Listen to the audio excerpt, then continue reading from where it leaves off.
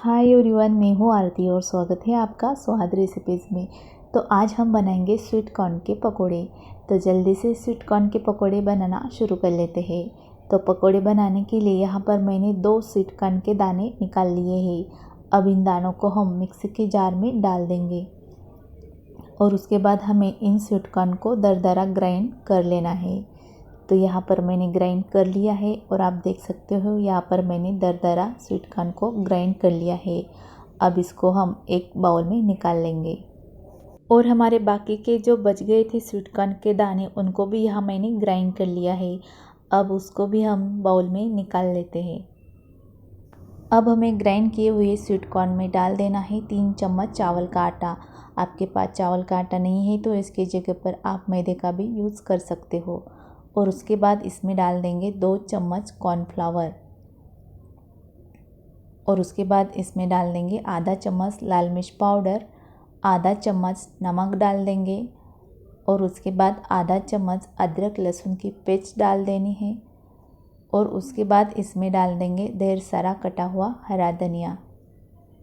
अब इन सारी चीज़ों को हमें अच्छे से मिक्स कर लेना है। तो यहाँ पर मैं चम्मच से ही मिक्स कर रही हूँ, चाहे तो आप हाथों से भी मिक्स कर सकते हो। तो यहाँ पर मैंने अच्छे से मिक्स कर दिया है। अब इसके हम पकोड़े तल लेते हैं। यहाँ पर मैंने ऑयल को पहले से ही गर्म करने के लिए रख दिया था। ऑयल हमारा गर्म हो चुका है। अब इसमें हम हाथों से इस तरह से पकोड़े डाल देंगे। चाहे तो आप चम्मच से भी इन पकोड़े को ऑयल में डाल सकते हो और ये पकोड़े हमें हाई फ्लेम पर ही तल लेना है। तो यहाँ पर हमारे पकोड़े ऑयल के ऊपर आ चुके हैं। अब इन पकोड़े की हमें साइड चेंज करके इन पकोड़े को हमें हाई फ्लेम पर ही ब्राउन होने तक तल लेना है। तो यहाँ पर मैंने पकोड़े को ब्राउन होने तक तल लिया है और यहाँ पर आप देख सकते हो हमारे पकोड़े अच्छे से ब्राउन हो गए हैं। अब इन पकोड़े को हम बड़े वाले झारे में निकाल लेंगे। बड़े वाले झारे में निकालने से इन पकोड़े का एक्स्ट्रा का ऑयल है वो नीचे गिर जाएगा।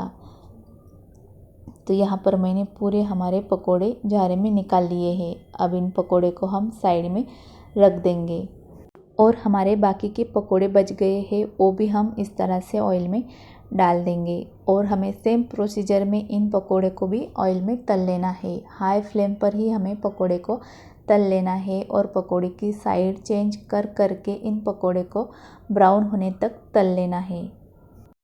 तो यहाँ पर मैंने पकोड़े को अच्छे से ब्राउन होने तक ऑयल में तल लिया है। अब इन पकोड़े को भी हम बड़े वाले झारे में निकाल लेंगे।